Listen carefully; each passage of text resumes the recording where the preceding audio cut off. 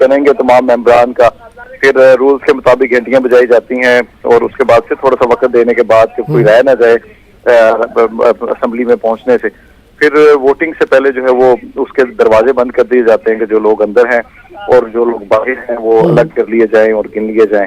اور اس کے بعد پھر یہ ووٹنگ ہوگی اوپن کہ وہ یا تو ایک سائڈ پہ کہیں گے کہ تمام اپنا اندراج کروائیں ایک جگہ کے اوپر،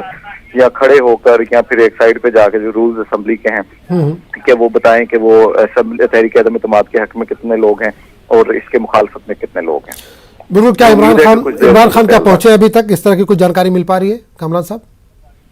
نہیں، ابھی ان کے پہنچنے کی کوئی اطلاع نہیں آئی، لیکن اسمبلی کے اندر لوگ پہنچنا شروع ہو گئے، تو ابھی کچھ دیر میں کیونکہ ابھی شروع ہونے والا ہے اجلاس تو معاملات کلیئر ہوں گے۔ بالکل، اپوزیشن تو کافی خوش نظر آ رہی ہے، ظاہر سی کل سے ہی ہم نے دیکھا کہ اپوزیشن کے چہرے پہ مسکراہٹ ہے۔ عمران خان یا ان کی پارٹی کی طرف سے کس طرح کے تاثرات مل رہے ہیں؟ ابھی وہ تو آخری بال کے چکر میں ہے، کیا ابھی کچھ امید ہے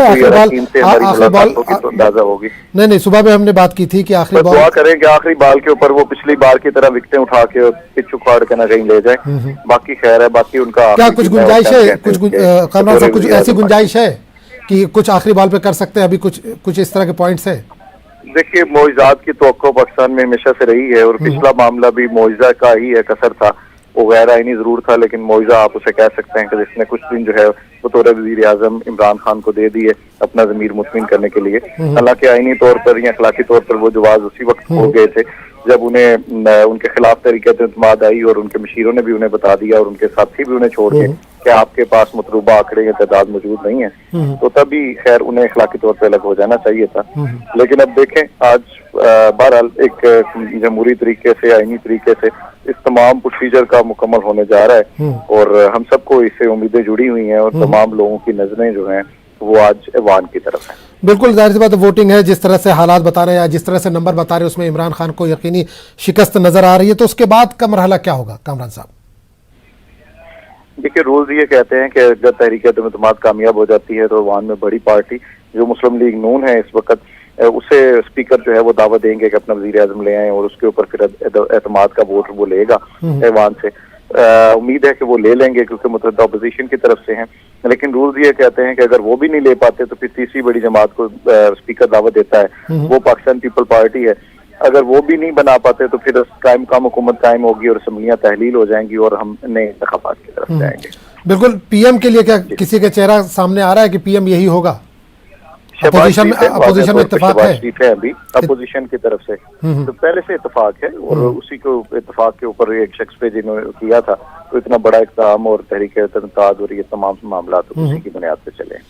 بالکل، جس طرح سے پاکستان معاشی بحرانی کی طرف بڑھ رہا ہے، ایسے میں جو نئے وزیر اعظم آئیں گے ان کے لیے اقتدار سنبھالنا کتنا آسان یا کتنا مشکل ہوگا؟ دیکھیے، اقتدار پاکستان کے اندر کبھی بھی پھولوں کی سیز نہیں رہا، یہاں پہ مسائل رہے ہیں، کبھی وہ ماشاء اللہ کی طرف سے اس طرح کے حالات کی وجہ سے، کبھی ایمرجنسی کی وجہ سے، کبھی معاشی حالات کی وجہ سے، کبھی قرضوں کے بوجھ کی وجہ سے، لیکن بہرحال پھر بھی ایک جو 3 سال جس طرح سے معیشت کا بیڑا غرق ہوا اور معاملات ہوئے اور لوگ جو نا امید ہوئے، اس کے بعد اب مشکلات تو یقیناً نئی حکومت کے لیے ہوں گی، لیکن انہیں کم از کم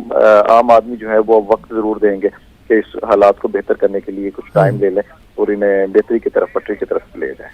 بالکل، اگر حالات آج ووٹنگ کے بعد نہیں سنبھلے تو فوج کا کیا کردار ہو سکتا ہے؟ فوج معاملات سے دور ہے، پھر سپریم کورٹ ہی اس میں مداخلت کر سکتی ہے۔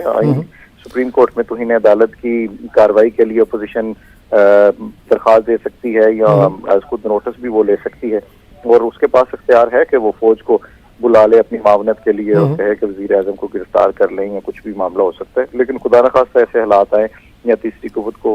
استعمال کرنے کی ضرورت پڑے، امید ہے کہ آج پرامن طریقے سے یہ تمام جمہوری عمل جو ہے مکمل ہو۔ بالکل، کامران صاحب، قیام پاکستان کے بعد سے تقریباً 3 دہائی تک فوج کی حکمرانی رہی، وہاں پر اس بار فوج کیوں دور ہے اس پورے معاملے سے؟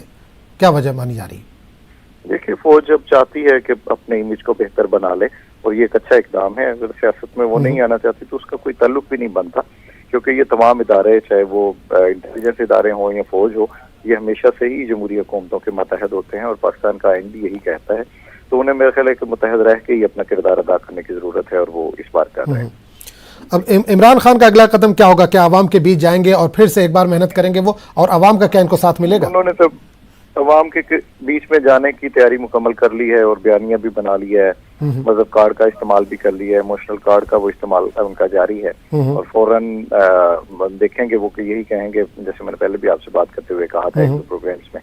कि वो अब यही कहेंगे कि जी बस मैं करने ही वाला था और होने ही वाला था और सुपर पावर्स को आंखें बस मैंने दिखाई हैं गैरतमंद कौम होने के नाते, तो बस मेरा तख्ता उलट गया।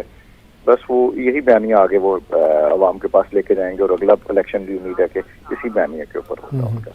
चलिए, बहुत बहुत शुक्रिया कामरान साक़ी साहब इस तमाम जानकारी के लिए। तो पाकिस्तान का सियासी बहरान क्या होगा, आज इस पर मुहर लग जाएगी। अब से थोड़ी देर के बाद पाकिस्तान में वोटिंग होने वाली है, कौमी असम्बली में वोटिंग होने वाली है। पाकिस्तानी वज़ीर-ए-आज़म इमरान खान के ख़िलाफ़ कौमी असम्बली में अदम एतमाद की तहरीक पर वोटिंग का अमल जारी है। इसी के साथ साथ कौमी असम्बली के डिप्टी स्पीकर कासिम रसूल सूरी जो है, उनके खिलाफ भी अदम एतमाद की तहरीक पर आज वोटिंग होगी। इससे कबल मुत्तहिदा अपोजिशन के पार्लिमानी रहनुमाओं का इजलास पार्लियामेंट हाउस में मुनक़िद हुआ, जिसमें शहबाज शरीफ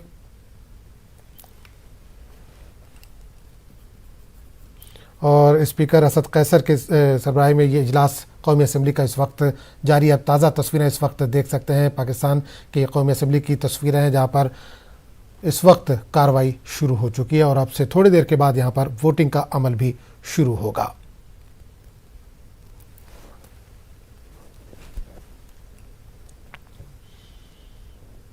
ऐवान की कार्रवाई नाते पाक से शुरू की गई है। कुछ नहीं मांगता शाहों से ये शैदा तेरा, इसकी दौलत है फ़कत नक्शे कफ़े पा तेरा।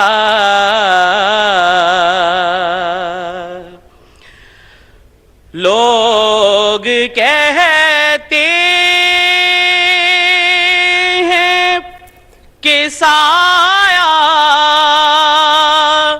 तेरे पैकर का न था, लोग कहते हैं कि साया। तो इमरान खान की किस्मत का फैसला, इमरान खान की किस्मत का फैसला आपसे थोड़ी देर में होगा। कौमी असम्बली में आपसे थोड़ी देर के बाद वोटिंग का अमल शुरू होगा। वोटिंग के अमल से कबल मुत्तहिदा जो अपोजिशन है उसने पार्लिमानी रहनुमाओं का एक अहम इजलास पार्लियामेंट हाउस में मुनक़िद हुआ, जिसमें शहबाज शरीफ, आसिफ जरदारी, बिलावल भुट्टो, खालिद मकबूल, अख्तर, शाहजैन बुगटी और दीगर अपोजिशन लीडरों ने इसमें शिरकत की और कई अहम उमूर पर उन्होंने तबादला ख्याल किया, बातचीत की। इमरान खान की कुर्सी जाना तय मानी जा रही है। शहबाज शरीफ को वज़ीर-ए-आज़म भी बनाया जा सकता है, ये खबरें आ रही हैं। शहबाज शरीफ पाकिस्तान के साबिक़ वज़ीर-ए-आज़म नवाज शरीफ के भाई हैं। कल शाम इमरान खान ने नाज़रीन कौम से खिताब किया था। इमरान खान ने कहा कि वो सुप्रीम कोर्ट के फैसले का एहतराम करते हैं, ताहम इन्हें इस फैसले